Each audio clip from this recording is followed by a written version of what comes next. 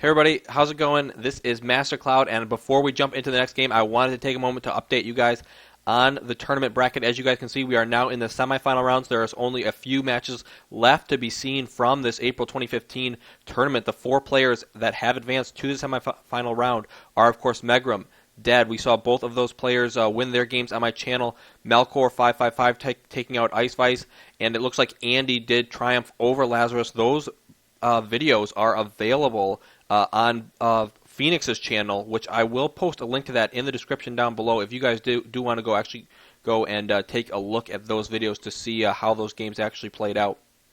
But for now, guys, I do want to jump into the very first match of this semifinal round, and I'm very excited to see the best of the best players here in the tournament going against each other. So I'm going to be casting all of the games from both of these, so guys, definitely stay tuned, and let's jump into the first game. So in the lower right-hand corner, spawning as the race Isengard, it is going to be the player Swegrim, also of course known as just Megrim.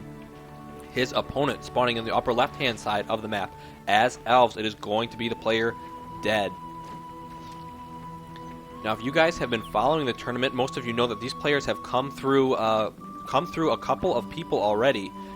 Battling it out in those earlier brackets. Megrim taking out Sene and Excalibur, and of course Dead beating Rodrin and Pope Chines. So both of these players already having played 4 games apiece. Fatigue maybe potentially setting in here, and the early stables here by our Elven player gets spotted actually by those bats and is canceled immediately. So a little bit of reverse psychology going on, and then rebuilds them again. So maybe he saw that, or he thought he saw that the crows had missed it, but now they're back once again, and they do see it again. So the green pasture is going down there. Perhaps he just wanted to reposition it though there as well. Now our Isengard player Swegrim, you're going for a warg pit as well, and is going to be getting an early warg pack out on the field. And before this game gets too underway here, I do want to, of course, mention that this tournament was hosted by GameReplays.org. Guys, you can definitely go to that website to check out all the latest news in regards to the rise of the Witch King. There's also a Facebook page in case you guys didn't know and would like to be a part of it. It is just facebook.com, and then ROTW, of course, stands for Rise of the Witch King, and then the word community. So no spaces there or anything, just facebook.com, ROTW community. If you guys want to go ahead and check that out, you are welcome to as well. We often post whenever we're hosting a tournament there. We'll post interesting games that have been casted. So if you guys are interested in checking that out, please feel free to do so. Now these wargs will be searching for a potential Malorn tree to pick off these horsemen out for our Elven player here, and they're going to spot those words. Almost immediately the Howl goes down, thrown in defensive stance. The Rally Call goes down on the Rivendell Lancers though, and I'm interested to see who should win this battle. It should be the Rivendell Lancers, shouldn't it? These wargs though, putting up quite a fight. We'll take out a couple of these horsemen, or at least deal some significant damage to them. So the wargs do cost not nearly as much as those Lancers, and didn't do too much damage. Looks like was able to take out 2 and then damage an additional few there. Of course, those Rivendell Lancers 500, and those wargs only costing 250 apiece, and that doesn't include the cost of the warg pit itself. I'm not sure. I think that's slightly less than the cost of the green pasture here. But several more wargs now out in the field, and they are easily going to be able to overpower these Rivendell Lancers who cannot stand up to this many wargs. And in fact, it looks like Swegrim here actually does continue to engage. I thought he was pulling away there to just leave those Rivendell Lancers to themselves, but does in fact finish them off. I think that's going to be the smart choice. Additional Rivendell Lancers now on the field, and I do not know why our player Dead here has gone for Lorien Archers. I think this must be a mistake, as with cavalry out on the field by his opponent, the archers here in the back are going to be extremely vulnerable. Do we actually have an upgraded warg pit coming? Not quite. Yes, we do actually. Does have an additional Uruk pit out on the field as well, though. For you guys wondering, this is of course played on the newest patch, 2.02 version 4. All of the tournament games are required to be on that patch. And the command point limit, of course, the regular 1 times with just a 1k starting limit, all standard tournament rules. Of course, the One Ring is available on the field. We usually don't see it in these 1v1 games, but Gollum is somewhere around the map, sneaking around. That, of course, does help with late-game stalemates. If a player can get that ring, usually Sauron or Galadriel can break that tie. Of course, ending those very long, drawn-out Rise of the Witch King games, which we are all so familiar with if you guys did play 2.01, the games that did seem to go on for really ever for some of them. Now, we do have a couple of sentries out on the field here that is going to provide some support to these archers, but there's plenty of units around the backside here, and with the pikemen in there, these Rivendell Lancers here are not going to be able to get a good charge through on that. These archers are now left exposed on the backside. The wargs are able to get in close. The archers don't do nearly enough damage to them, and Swegrim here doing an excellent job using that howl ability at just the right time for these for this warg pack. Looks like this furnace may go down, but he's going to lose the majority of his Mithril sentries here. Well, he's going to lose all the sentries and a majority of his force. He does have an additional unit of horsemen around the lower side of the base of Swegrim. And Swegrim here really on defense, even though he has quite the army. He is having it pulled in each and every direction here. And for now, he is on the defensive as he tries to hold off this attack from dead. But as soon as he turns back that attack, which it looks like he has just done, he can now focus his gaze on his opponent, who has a pretty small army comparatively. He has 4 units out on the field compared to what must be 5, 6 of Swegrim here, with additional units on the way. Actually, not quite yet. He might be saving up at this point for a hero. It would be interesting to see if he does in fact go for one of those early heroes, potentially Lurtz or Wormtongue. More than likely it would be Lurtz if he decides to actually save up here. I want to take a look at his resources. It's up to 750 and has gone for both of those early game spells there, deciding not to save up for a 10 spell, but rather going for 2 of those early 5 spells. Is our Isengard player Swegrim. Now, it looks like he will continue to push forward here. Does have a large group in the base already, but these archers in the back here should be able to provide a lot of support to these forward Lorien warriors as they begin to battle here. There is an additional heroic statue here as well that is providing additional damage to those Elven archers, and this force of Uruk-hai are going to get very quickly taken out by these troops and these elves, dealing really minimal damage there to basically just take out one Malentry for 2 pretty solid units of troops. They're pretty expensive units, as those units do not come cheap for Isengard. Looks like a couple wargs on the backside here causing some trouble, but throwing down a wall hub is dead, so he can avoid losing his builder there. A smart choice. But these wargs, once again, might be able to get inside and get this Malentry down. That's going to be a really great pickup, as he's already crippled the elves here in terms of income. Looks like that Malentry might just barely fall to those last couple of wargs, and it does indeed. And dead here is his head is swimming as he's trying to hold off these attacks and get his income back on track. But he has 2 Malentries is all right now, and our player Swegrim has polka dotted the map here with a ton of resource structures. He is just making so much money, and even though he's just thrown away his entire army, he does now have indeed that hero out on the field. It is going to be Lurtz, and with Lurtz out on the field and all of this income, he should be just fine, and already has units queued up in this barrack. Has more Uruk pikemen as well as a couple of Uruk-hai units on the way as well. These Warg Riders going to get chased down by the Rivendell Lancers. I think they might be able to actually take them, especially with that Howl ability. Swegrim always switching his units here into defensive mode, that hold ground stance.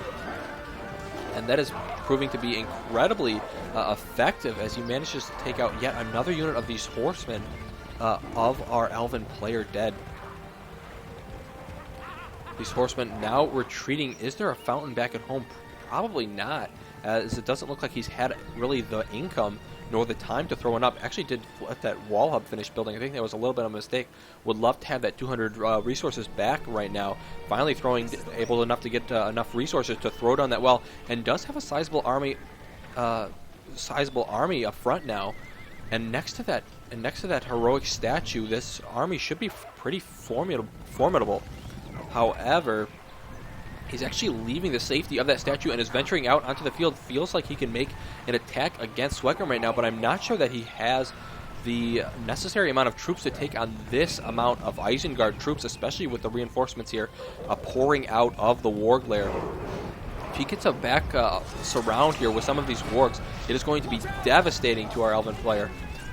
Throws down the rally call, has his pikemen in that formation, but these archers are up front. Why are the swordsmen in the back here? Got his units a little mixed up there, loses several of those archers there. And those Wargs basically not even having to be involved in this battle. It looks like they are retreating now. Lurtz, where is he? Is he in this battle somewhere? Yes, he is. Grabs and actually goes up to level 3 right there and is picking off these troops one by one. As you can see, he has been thrown in aggressive stance to deal that additional damage. These Lorien warriors still doing a decent amount of damage, slicing through that, through those Uruk pikemen quite easily. But really, the force here is going to have to turn back around with these reinforcements pouring in. These Mythland sentries are going to go down. Lurtz now chasing down a few more of these troops. But the Wargs around the backside that weren't even involved in the battle have now been able to deal a little bit of economic damage. Once again, this is something that Swegrim has focused on this game, is taking out those Malentries, keeping his opponent on a very low income, not allowing him to get out any high value unit for the Elves. Of course, the Elves love to get out those Mirkwood archers, those strong heroes that they have. But without sufficient income, it's just not going to be possible for our Elven player to do that here. And Lurtz now actually going into that Carnage mode, dealing terrible, terrible damage here as he swings. And the summon goes down for those Wildmen as well, right on top of all of these Elven archers, and they will go down very, very quickly. It looks like Hawaldir has been summoned, but that is, I think, probably going to be the wrong choice right now, as Lurtz easily can triple shot him and then chase him down quite easily. Hawaldir, I think, going to be a little bit of a mistake here for Dead, and he is reeling here as these troops are attacking every part of his base. He loses an additional Malentry in the back, might lose the one in the front here as well, and I think this is the game one is going to go to Megrim here. Has a nice charge through with some of these Linden Horse Archers, which he still has out on the field. But Lurtz still in here dealing a lot of damage. These pikemen going down pretty quickly here to the amount of troops that Isengard has on the field. Looks like he will maintain a few of them, but he's lost the heroic statue, he's lost the well and all of this, and might lose an additional Malentry to the top. His Hawaldir is in the back here, attempting, or not Hawaldir, gosh, I've been saying it wrong the whole time, but it is going to be Haldir, guys, excuse me, as I do sometimes mix up those names. It looks like the Malentry will survive, but so will the level 2 Warg Riders here, and they will retreat and begin to regenerate. Of course, once any unit, normal unit gets to level 2, they do grab that banner carrier and are allowed to begin regenerating units slowly over time. An incredible benefit to getting your units to level 2, but with the amount of income that Swegrim has here, now able to get out the hero Sharku as well, additional troops out on the field. I wouldn't be surprised if he even starts going for like forged blades, upgrades, stuff like that. Could even begin to upgrade this Uruk pit to level 2 if he wants to, as I'm sure he has plenty of income. Actually, let's take a look at some of the powers here of our players. It looks like Dead going straight up that tree, did not get that second level 5 power, went right for the Elven one, and is now trying to save up to level 15, of course, most likely going for those Ents.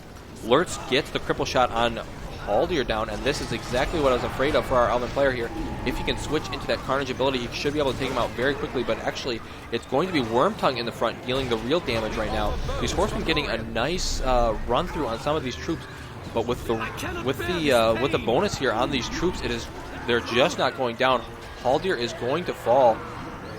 Swegrim, meanwhile, has plenty of income, plenty of spells available to him. Actually has purchased 4 at this point, with 2 level 10 spells being purchased, and he is basically just trying to keep this advantage rolling. Our Elven player desperately trying to save up to that 15 power point mark, where he's going to be able to summon those Ents and deal a lot of damage very, very quickly to the infrastructure of Swegrim.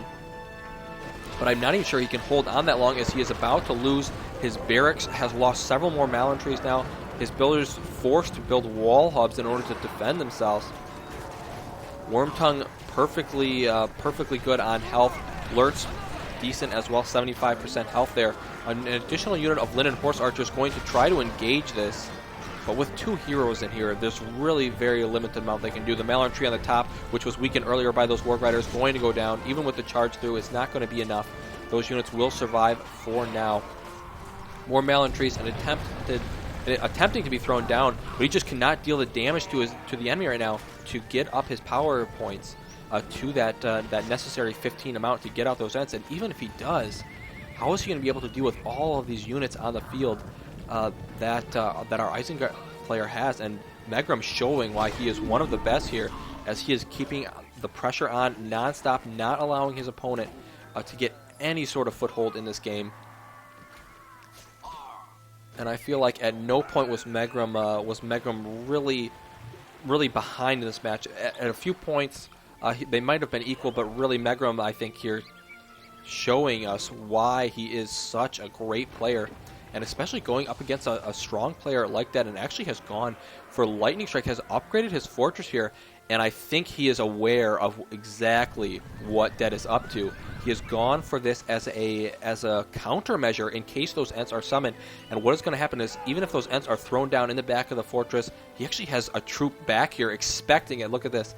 He is completely ready for the tactics of his opponent. He knows the PowerPoint trees, he knows the tactics, he knows what's happening, and he's not going to let it happen to him. As soon as those Ents are summoned, these pikemen are going to be thrown at them, and a lightning strike is going to go down right on top of them, burning those Ents to a crisp. He is not going to fall to the tactics here of Dead, and I think at this point it's only a matter of time here before his fortress goes down. There isn't a lot of siege equipment here, but he doesn't necessarily need it. He has so many units out on the field that I think the fortress here is going to go down quite easily to this amount of troops. And there isn't a lot of defense here as well. An Elven Forest is actually going down to help some of these Rivendell Lancers deal additional damage. But here comes the troops. They are going to run into the backside. Almost all of them go down immediately, as there's a ton of pikemen in this group. Here comes all the Warg Archers. Is he actually even going to get up to 15? He's not even going to make it, as his fortress here is completely surrounded by the forces of Swegrim. So congratulations to Swegrim for taking game one. Guys, I am going to continue to cast this series, where we'll see if Dead can bring it back in game number 2. Guys, definitely stay tuned to my channel. As always, please like, comment, and subscribe. It's always very appreciated, guys. I hope you guys have enjoyed this cast. Definitely stay tuned, as we will be having more of the semifinal games coming up shortly. Master Cloud, signing out.